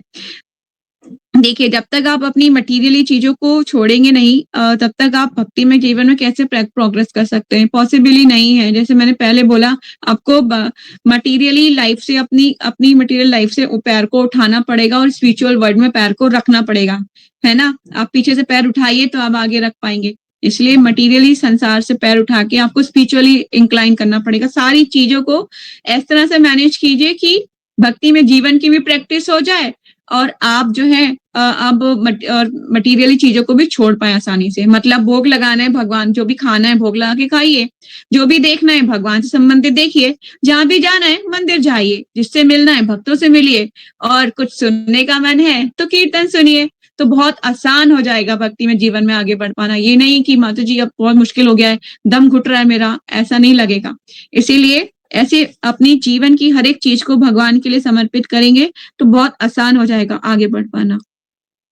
यदि कोई ये तर्क कर सकता है कि यदि कृष्णा भावनामृत पूर्ण हो जाए और तो इससे सर्वोच्च सिद्धि प्राप्त हो सकती है, किंतु यदि ये सिद्धि प्राप्त ना हो पाई, मतलब बहुत सारा ऐसा भी होता है कि अगर ये नहीं मिल पाया, माता जी अधूरी रह गई भक्ति, तो क्या होगा? ये सिद्धि प्राप्त न हो पाई तो भौतिक एवं आध्यात्मिक दोनों ही दृष्टियों से मनुष्य की क्षति पहुंचती है। शास्त्रों का आदेश है, यदि कोई स्वधर्म का आचरण नहीं करता तो उसके पाप फल भोगना पड़ता है। अतः जो दिव्य कार्यों से ठीक से नहीं कर पाता उसे फल भोगना होता है। भागवत पुराण आश्वस्त करता है कि असफल योगी को चिंता करने की आवश्यकता नहीं है। भले ही उसे ठीक से स्वधर्म चारण ना करने का फल भोगना पड़े तो भी वे घाटे का नहीं रहता, क्योंकि शुभ कृष्ण भावनामृत कभी विस्मरण नहीं होता। देखिए, जब भक्ति में अकाउंट कभी भी जब आपका ओपन हो जाता है, सपोज आपने चैंटिंग हरे कृष्ण ही क्यों ना बोल दिया हो, आपका भक्ति में अकाउंट ओपन हो चुका है, ठीक है। अगर आपकी डेथ हो जाए या फिर ऐसी भी अनिश्चितकालीन कोई परिस्थिति हो जाए जिससे भक्ति छूट जाए, तो आपका ये अकाउंट आगे कैरी फॉरवर्ड हो जाता है नेक्स्ट लाइफ में, है ना। कम से कम आपको मनुष्य शरीर तो जरूरी मिल जाएगा और उसमें आके फिर आपको प्रैक्टिस करनी पड़ेगी, तो आपका आगे अकाउंट कैरी फॉरवर्ड होगा। मतलब ये अकाउंट जो है, अगर आपने 10% पे छोड़ा है तो आगे जाके 11 से आप शुरू कर देंगे, वो आपका एज इट इज रहेगा। इसलिए हम लोग भी जब यहाँ बैठे हुए भगवत गीता पढ़ रहे हैं, मतलब पिछले जन्मों में अपना कुछ अकाउंट ओपन करके आए हैं, ठीक है ना। अब यहाँ पे कंटिन्यू कर रहे हैं बस उसे बैठ के। तो कृष्णा भावनामृत कभी विस्मृत नहीं होता। जो कोई इस संसार में लगा रहता है वे अगले जन्म में निम्न योनि में जन्म लेकर पहले की भांति भक्ति करता है। दूसरी ओर जो केवल नियत कार्यों को दृढ़ता पूर्वक करता है, किंतु यदि उसे कृष्णा भावनामृत का अभाव है तो आवश्यक नहीं कि उसे शुभ फल प्राप्त हो। इस श्लोक का तात्पर्य इस प्रकार है, मानवता के दो विभाग किए जा सकते हैं। अब लोगों के दो विभाग कर रहे हैं, प्रभुपाद जी बता रहे हैं, नियमित और अनियमित। जो लोग अगले जन्म तथा मुक्ति के ज्ञान के बिना पार्श्विक इंद्रिय तृप्ति में लगे रहते हैं, वे अनियमित विभाग में आते हैं। जो लोग शास्त्रों में वर्णित कार्यों के सिद्धांतों का पालन करते हैं, वे नियमित विभाग में वर्गीकृत होते हैं। अनियमित विभाग के संस्कृत तथा असंस्कृत, शिक्षित तथा अशिक्षित, बलि तथा निर्बल लोग पार्श्विक वृत्तियों से पूर्ण होते हैं। उनके कार्य कभी भी कल्याणकारी नहीं होते, क्योंकि पशुओं की भांति आहार, निद्रा, भय तथा मैथुन भोग करते हुए इस संसार में निरंतर लगे रहते हैं। ठीक है, जो मटेरियलिस्टिक लोग होते हैं वो यही 4 काम करते हैं। क्या क्या करते हैं? आहार, निद्रा, भय तथा मैथुन, इन्हीं कार्यों में लगे रहते हैं, जो सदा ही दुख में है और सदा दुख भोगेंगे। किंतु जो लोग शास्त्रीय आदेशों के अनुसार संयमित रहते हैं, आप इनको ना नोट्स बना लीजिएगा इस पर, विभाग, ये 2 मनुष्य तरीके, मतलब 2 टाइप के मनुष्य हैं। ठीक है, और जो नेक्स्ट में आती हूँ, जो शास्त्रीय आदेशों के अनुसार संयमित रहते हैं और इस प्रकार क्रमशः कृष्णा भावनामृत को प्राप्त होते हैं, वे निश्चित रूप से जीवन में उन्नति करते हैं। कल्याण मार्ग, अब कल्याण मार्ग पर आ जाइए। कल्याण मार्ग के अनुयायियों के 3 भागों में विभाजित किया जा सकता है। एक, भौतिक संपन्नता का उपभोग करने वाले शास्त्रीय विधि विधानों के अनुयायी, और दूसरा, इस संसार से मुक्ति पाने के लिए प्रयत्नशील लोग तथा कृष्ण भावनामृत के भक्त। तीसरा, प्रथम वर्ग के अनुयायी को पुनः 2 श्रेणियों में विभाजित किया जा सकता है, सकाम कर्मी तथा इंद्रिय तृप्ति की इच्छा न करने वाले। सकाम कर्मी जीवन के उच्चतर स्तर पर उठ सकते हैं, यहाँ तक कि स्वर्ग लोक तक जा सकते हैं। पता है ना आपको कि सकाम कर्मी क्या करते हैं? सकाम कर्मी शास्त्रों में विधित विधियों के अनुसार कार्य करते हैं। ठीक है, उन्हें लगता है कि जैसे मैंने बताया कि प्याव, कंबल बांट देना, प्याव लगवा देना, इस तरह के जो कार्य करते हैं, उन्हें लगता है हम स्वर्ग लोगों तक पहुंच सकते हैं, वहां तक वो पहुंच भी जाते हैं कुछ लोग। सकाम कर्मी तथा इंद्रिय तृप्ति की इच्छा ना करने वाले सकाम कर्मी जीवन के उच्चतम स्तर तक उठ सकते हैं, यहाँ तक कि स्वर्ग लोग जा सकते हैं। तो इस संसार से मुक्त ना होने के कारण वे सही ढंग से शुभ मार्ग का अनुगमन नहीं करते। शुभ मार्ग तो वह है जिससे मुक्ति प्राप्त हो। कोई भी ऐसा कार्य जो परम आत्म साक्षात्कार या देहात्म बुद्धि की मुक्ति की ओर उन्मुख नहीं होता, फिर अंश मात्र भी कल्याणप्रद नहीं होता। कृष्णा भावना अमृत संबंधित कार्य ही एकमात्र शुभ कार्य है। जो भी कृष्णा भावना अमृत के मार्ग में प्रगति करने के उद्देश्य से स्वेच्छा से समस्त शारीरिक असुविधाओं को स्वीकार करता है। देखिए, हमें असुविधाएं स्वीकार करनी पड़ती है। कैसे? अपनी इच्छा से, स्वैच्छिक, है ना, मतलब अपनी खुशी से, स्वेच्छा से। कि सुबह उठने का किसका मन करता है? किसी का मन नहीं करता। सबको अपनी रजाई वार्म बड़ी अच्छी लगती है। सर्दियों का समय है ना, गजके, है ना, बहुत अच्छी लगती हैं। रबड़ी, मूंगफली, गजके, यही खाई जाती है, तो किसी का मन नहीं करता। लेकिन हमें जब स्वेच्छा से हम जब तपस्या करते हैं अपने आप, बिना किसी के कहे, तो वो तपस्या कहलाई जाती है। ठीक है, उसके लिए हमें सुबह उठना है, भक्ति करनी है। सबको ये आसान कार्य नहीं है। अब सर्दी का समय है, 2 बार स्नान करना पॉसिबल नहीं हो पाएगा, पर लेकिन भक्त लोग करते हैं। The pleasure of the Lord, भगवान की प्रसन्नता के लिए, शुद्धता के लिए। क्योंकि जब तक आप प्योर नहीं होंगे, शुद्ध नहीं होंगे, आपको कहते हैं ना, हर चीज को कोई भी मेडिसिन को लेने के लिए आपको वो पहले परहेज करना पड़ता है। याद है ना आप सबको? आपने भी कुछ प्रिकॉशंस लिए होंगे, परहेज किए होंगे कि ये नहीं खाना है, ये नहीं खाना है। तो उसी तरह से भक्ति में, जीवन में भी आने के लिए कुछ हमें नियम पालन करने पड़ते हैं कि हमें पहले स्वच्छ रहना पड़ेगा। उसके बाद आप फिर जब स्वच्छ रहेंगे, तब आपको भगवान की भक्ति करने का मन करेगा। अंदर से इंटरनल आपकी प्रवृत्ति शुद्ध होगी, तमोगुण से निकलेंगे। इसी तरह से स्वेच्छा से किया गया तपस्या कहलाती है। भक्ति में कार्य अगर स्वेच्छा से किया जाता है तो वो तपस्या कहलाती है। तो कृष्ण भावनामृत के मार्ग पर प्रगति करने के उद्देश्य से स्वेच्छा से समस्त शारीरिक असुविधाओं को स्वीकार करता है, वही घोर तपस्या के द्वारा पूर्ण योगी कहलाता है। वो क्या कहलाता है? पूर्ण योगी कहलाता है। क्योंकि अष्टांग योग पद्धति कृष्ण भावनामृत की चरम अनुभूति के लिए होती है। आज भी मेरे को याद आ रहा है कि कुछ लोग, मैं जानती हूँ कुछ लोगों को जो रात को 2 बजे उठते हैं और सुबह के 4:30 तक जिनकी सारी चैंटिंग कंप्लीट हो जाती है।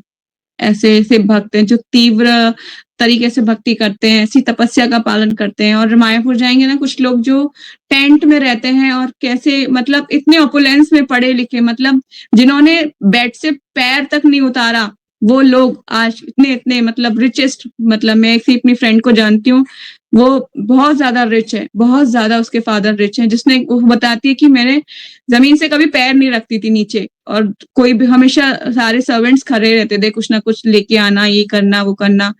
और आज वो लड़की मायापुर में टेंट में रहती है।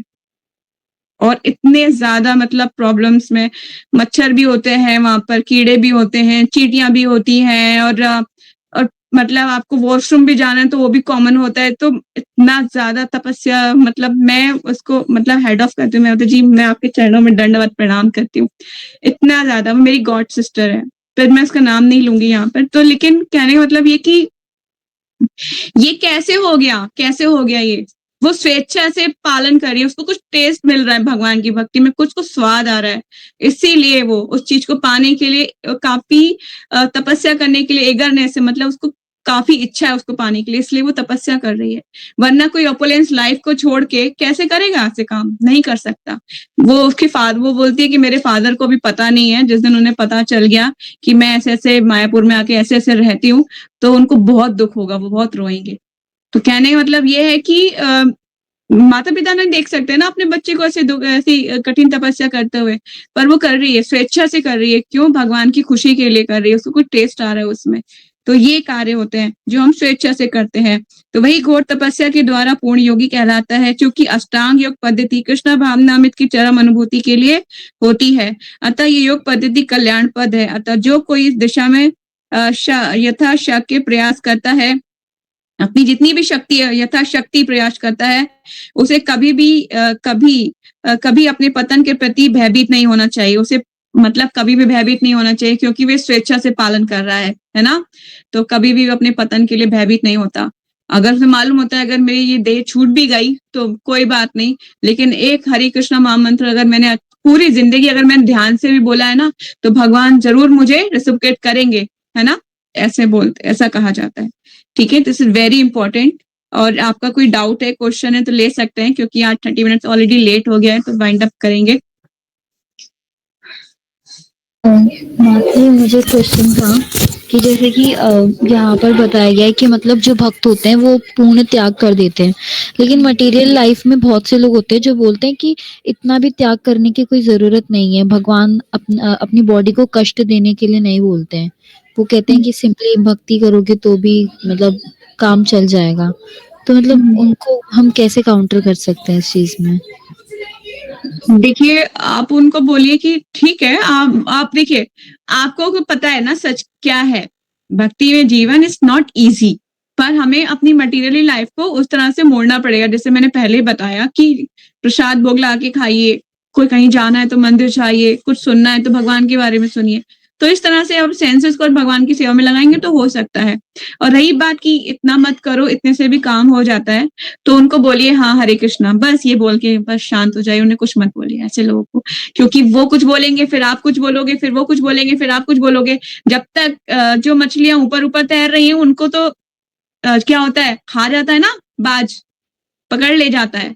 लेकिन अभी हम भक्ति में ऊपर ऊपर हैं, इसलिए हम उन लोगों को ओवरकम नहीं कर सकते, उनके आंसर्स को। इसीलिए जब तक हम भक्ति के अंदर नहीं जाएंगे तब तक हम वहां पे सेफ रहेंगे, भक्ति के मतलब उसके अंदर, जल के अंदर।